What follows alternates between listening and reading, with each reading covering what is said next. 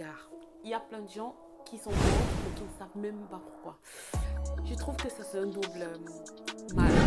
Comment est-ce que vous trouvez ça? Dans cette vidéo, je me propose de te dire pourquoi est-ce que tu es pauvre et pourquoi tu vas le rester encore longtemps. Si rester pauvre ne fait pas partie de tes plans, je te propose de prendre quelque chose à boire parce que dans cette vidéo, ce que je vais te dire risque d'être dur. Alors, trêve de bavardage, voici pour toi 11 habitudes qui te gardent pauvre. La première raison, c'est que tu ne crois pas que tu peux être riche.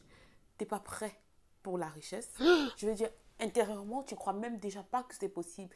Comment est-ce que tu veux être riche quand tu te dis c'est pour les autres, quand tu penses qu'il n'y a qu'une catégorie de personnes qui est légitime pour avoir ce genre de vœux ou bien de souhaits? Comment, si tu crois déjà pas à toi-même, qui va croire à toi? Alors, c'est la première chose qui bloque ton processus d'enrichissement. Tu veux cette belle voiture, cette belle maison, cette belle expérience, cet entourage extraordinaire, c'est que des souhaits. Tu n'as aucun réel désir. Tu veux toutes ces choses, mais lorsqu'on te cherche, est-ce que tu es prêt à faire ce qu'il faut, à faire les efforts qu'il faut, à faire les sacrifices qu'il faut pour avoir ce que tu veux, ces choses, ces belles choses que tu as définies? Alors il n'y a plus personne. C'est silence radio, personne. On s'ouvre dans la pièce et ça résonne jusqu'en Afghanistan pour te dire à quel point tu as disparu de la pièce. Tu n'es pas prêt à être discipliné, tu n'es pas prêt à faire des efforts, tu connais rien ou pas grand-chose de l'argent et tu prends des conseils chez n'importe qui. Non, ni ton pote, ni ton oncle qui travaille dans je ne sais quelle super entreprise, toutes ces personnes ne savent pas grand-chose sur l'enrichissement. Et tu sais pourquoi? Parce qu'ils ne sont pas riches.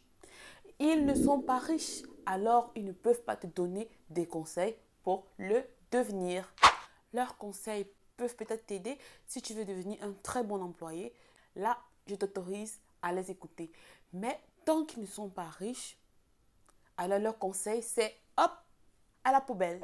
Ils ne connaissent pas le chemin vers la richesse. Sinon, ils seraient déjà riches. La troisième habitude qui te garde pauvre, c'est les achats compulsifs. Tu es incapable de résister à une envie d'acheter. Tu te laisses un peu trop guider par tes émotions. Tu es incapable de faire la différence entre ce dont tu as besoin et ce dont tu as envie. Et tu as une envie frénétique d'appartenance. Tu veux tout le temps prouver quelque chose à ton entourage, à tes proches. Et tenez, j'ai un iPhone. Regardez comment j'ai réussi ma vie. Je me suis mariée. J'ai fait un grand mariage. Regardez comment j'ai réussi ma vie. Je voyage à Dubaï. Je côtoie des grands milieux. Je vais à des grands restaurants. Tout cela pour montrer une pseudo-réalité qui n'existe pas. Tu dois freiner ces achats et freiner. Malheureusement, ce désir d'appartenance est ton moteur, est ton carburant. C'est cela qui te permet de faire encore plus d'achats et encore et encore et encore. Tu n'en as jamais assez de faire des achats. Tu n'en as jamais assez. Parce qu'il faut tout le temps prouver. Et cela, crois-moi, ça plombe tes finances. Et vous connaissez le pire? C'est que ce combat de toujours appartenir, de toujours devoir prouver et tout, ne s'arrête jamais. Il n'y a jamais de gagnant. C'est un travail à temps plein et on n'en a jamais assez. Chez les pauvres, revenu moins dépenses égale à résultat négatif. Et ce sera notre quatrième raison qui te maintient dans la pauvreté. Cela signifie tout simplement que tu vis au-dessus de tes moyens. Tu es toujours dans le négatif. Les cartes de crédit, les découverts et j'en passe sont tes meilleurs amis. Tu dépenses de l'argent que tu n'as pas. Par conséquent, tu ne fais pas d'économie. En réalité, tu vis au jour le jour. Conséquence, tu es toujours dans le statu quo. Tu crois au miracle. Comment vous dire? Les pauvres attendent toujours un sauveur, quelqu'un ou une puissance supérieure qui viendra les délivrer de leurs problèmes, de leurs fardeaux financiers. Eh bien, heureusement, je suis là pour t'apprendre le nouveau scoop de l'année. Ni Allah, ni Jésus, ni même la fée clochette, ni même le génie de la lampe d'Aladin ne peut descendre de je ne sais où pour venir t'aider à payer tes factures. Frère, déménage de chez Disneyland et redescends sur terre. Sinon, le réveil risque d'être brutal. Tu es quelqu'un de spirituel, tu veux prier, c'est ok frère. Mais ça ne marche pas si tu ne te bouges pas le cul frère. Alors lève-toi et affronte la vie. Sinon, dans quelques années, tu me diras, Il est plus facile pour un éléphant de passer par le trou d'une aiguille que pour un riche d'entrer dans le royaume des cieux. Frère, redescends sur terre. Affronte la vie. Les pauvres ne sont jamais responsables de rien. Ils accusent toujours l'autre. C'est le gouvernement, c'est le pays qui tue les jeunes, c'est le gouvernement qui ne fait pas son travail, c'est le président, c'est l'État, c'est parce qu'il n'a pas fait telle école. Je suis maman solo. Ils trouvent toujours des raisons pour justifier leurs inactions ou bien ce qui se passe mal dans leur vie. Ils ne sont jamais responsables de rien. Et je vais vous dire, tous ceux qui ont réussi dans la vie prennent toujours l'entière responsabilité de tout ce qui leur arrive, que ce soit en bien ou en mal. Alors commence à voir ta part d'erreur, ta part d'inaction dans tes échecs. Personne ne te doit rien, frère.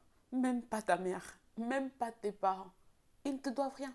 Ferme ta gueule et accepte que si tu es pauvre, c'est parce que tu n'es pas prêt à faire ce qu'il faut pour le devenir. C'est parce que tu es trop paresseux, que tu préfères dormir plutôt que te lever une heure plus tôt pour pouvoir travailler sur tes projets, que avec tes bac plus 10, tu te trouves trop grand pour pouvoir commencer petit ou bien trop grand pour pouvoir faire un tel ou un tel type de métier. Accepte que tu n'es pas assez audacieux, accepte que tu es paresseux, accepte que tu ne veux pas.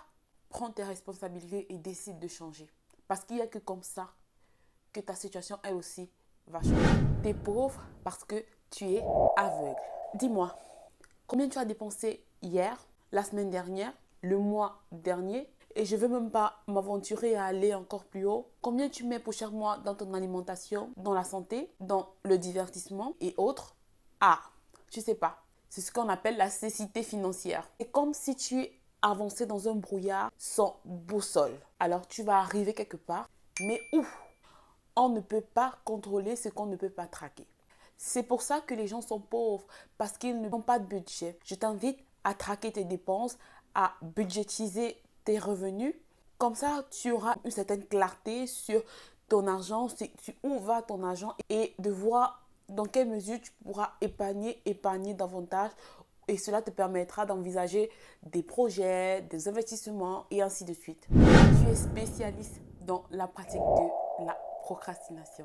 Je dirais même que tu es décoré 12e dan dans l'art de procrastiner. Je le ferai demain. Je n'ai pas pu le faire aujourd'hui parce que je le ferai après hier, après avant-hier. Non, demain n'a pas été très bon, alors je vais le faire. Stop!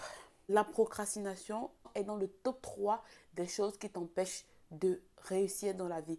Tu conjugues tes tâches ou projets toujours au futur, simplement compliqué. Et fais-le.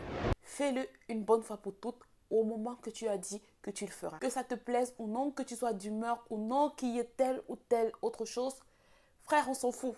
Construis une bonne discipline à laquelle tu vas te tenir et arrête de te shooter à la motivation. Tu as un mauvais rapport à l'argent. Ils pensent que tous ceux qui sont riches ont forcément fait quelque chose de mauvais, ont forcément trempé dans l'illégal ou bien des relations couchage. La réussite des riches n'est jamais le fruit d'un travail acharné pour eux. Le pauvre ne comprend pas qu'il est possible d'avoir une vie de rêve dans la légalité totale et dans le travail acharné, simplement en étudiant et en respectant les lois, les préceptes de l'enrichissement. Arrête de limiter ta vision toujours au bas de gamme ou bien au gratuit. Et offre à ta progéniture ce que toi-même tu n'as pas eu. Le choix. Le choix de choisir tout simplement. C'est ça pour moi la richesse. La richesse permet d'avoir le choix. Les pauvres sont allergiques à l'apprentissage. La plupart sont morts à 25 ans et ce n'est qu'à 80 ans qu'ils seront enterrés. Après leur diplôme, ils n'ont plus rien appris. Zéro upgrade, nada, rien, nix. Ils ne se développent pas, ils ne lisent pas, ils ne remettent pas en question tout ce qu'ils ont appris. Bref, ils préfèrent plutôt scroller les pages des réseaux sociaux plutôt que de lire quelque chose qui peut les changer la vie, qui peut changer la personne qu'ils sont de façon radicale.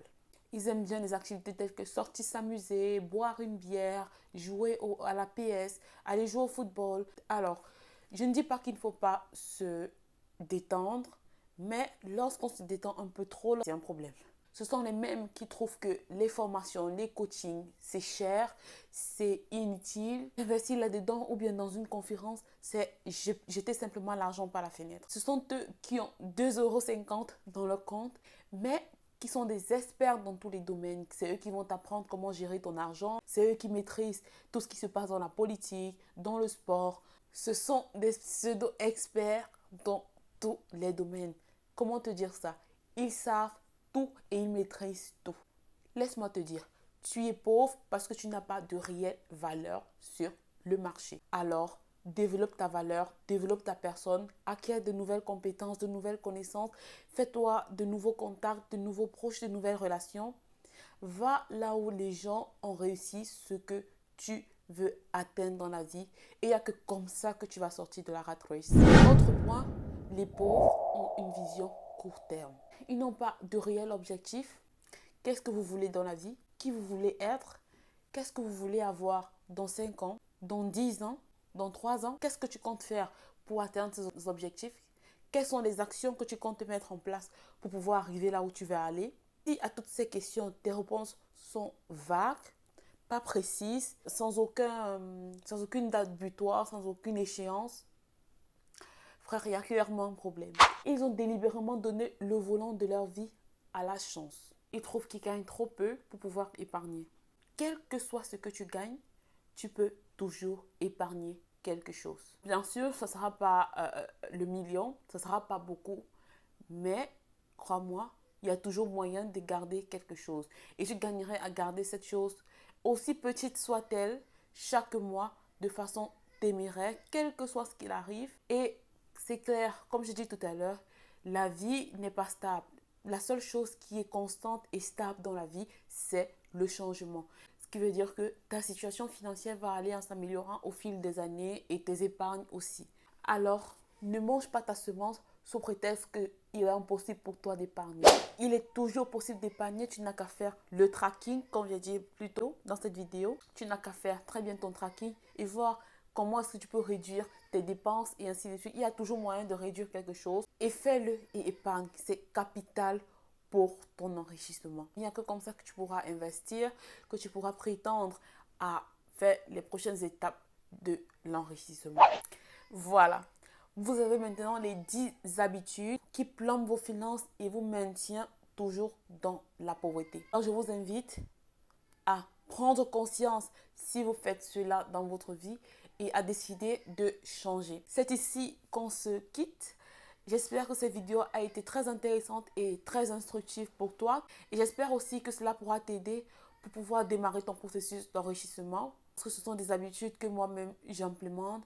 Pour certaines, elles sont encore très difficiles à passer aussi pour moi. Merci beaucoup si tu as regardé cette vidéo jusqu'ici. Je t'invite aussi à liker, à t'abonner et à activer la cloche de notification. Et on se capte à la prochaine vidéo.